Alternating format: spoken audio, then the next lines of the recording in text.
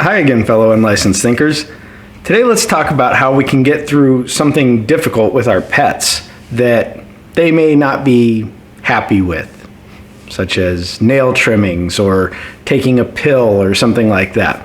Just maybe going to the vet, anything that is unpleasant for them, that they don't really understand why they have to do it.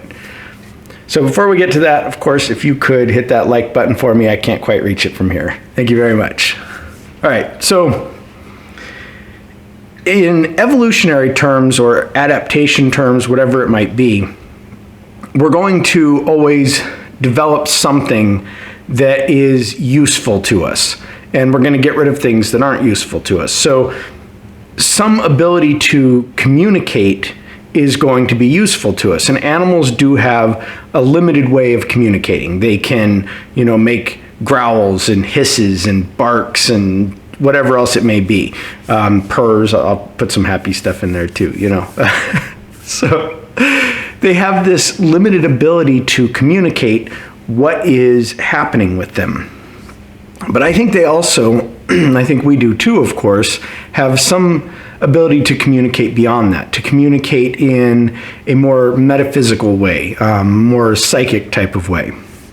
Now, what we want to do when we're communicating with an animal is, a lot of times we want to try to explain something to them. We kind of have this tendency to think in words, but what we really want to do is, it's just like if you're manifesting and you're trying to do a visualization for a manifestation, you're going to think in terms of how does this feel? And you're going to think in terms of an image maybe. And so how do we do this in order to get past something like nail trimmings? So Max, he's a good boy. He's absolutely adorable. He tolerates the nail trimmings very well, but he doesn't really prefer them. He's super good on the front paws. You get to the back paws and he's like, come on, man, I didn't sign up for this. And so I respect that, but it has to be done. He needs his nails trimmed. Otherwise they're gonna grow too long. The environments we live in are just not ideal for them to take care of nails on their own. There's nothing to really get rid of that. You can scratching posts, but that has limited effectiveness. So anyways, we have to do that. We have to go to the vet sometimes. We have to do this. We have to do that. And I know I'm using that phrase have to, but we'll get over it for right now. So when I'm going to trim his nails, I can think about trimming his nails. And I can try to speak to him and I can say, it's going to be okay, it's all right. And these things are great, but mostly these are comforts for me. Because that doesn't make any sense to him.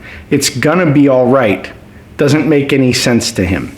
To him, what's happening now is what's happening. So I do see that animals have a way of reading us and reading what we're thinking about and what our intentions are. And so this is where the hard part of the task really does shift onto you as opposed to the animal, because the animal is going to do their thing. They're going to think about what's happening right now. They're going to think about how miserable it is. They're going to wonder why you're such a jerk and all that kind of stuff. They're going to fight you. But next time you go to do one of these unpleasant tasks, instead of thinking about you're going to be okay or this is fine, what you're doing, if you're doing that, is you're focusing on the event or the future. And neither of those, so the future doesn't make any sense to the animal. The event itself is what's happening and what the animal is going to respond to. So assume that you can speak to your animal just by thinking it, just by thinking of your animal, thinking of that connection that you have to your animal, and then thinking of something that they enjoy. Thinking of the blanket that they like to lay in, thinking of a particular treat that they like, or a game that they like to play, whatever it might be. So while you're doing your difficult task, try thinking of these other things, and not just thinking of them, but relaying them. So imagine yourself putting those pictures, those feelings into the head of your pet, into their mind. And I believe, and if you do too, but whether we believe or not, it's worth trying, right? That they can actually understand that. They can hear that, so to speak. They can understand what that means, because instead of saying you're going to be okay, you say warm blanket, nice treat.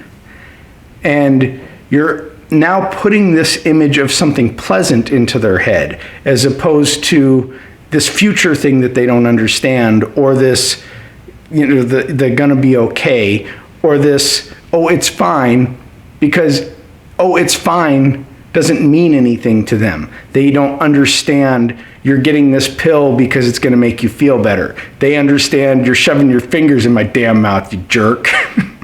And so if you give them these thoughts that can help calm them, that can help take them a little bit more out of that moment that they're in and put them into, or shall we say, make it a better moment that they're in, you'll have a lot more success, and it'll be a lot easier for both of you. And I would absolutely love to hear from you guys if this works for you, or if you've already tried something similar, or any other tricks that you have for helping your animals out. So of course, let me know in the comments, and be sure to like and share the video. Have a great day.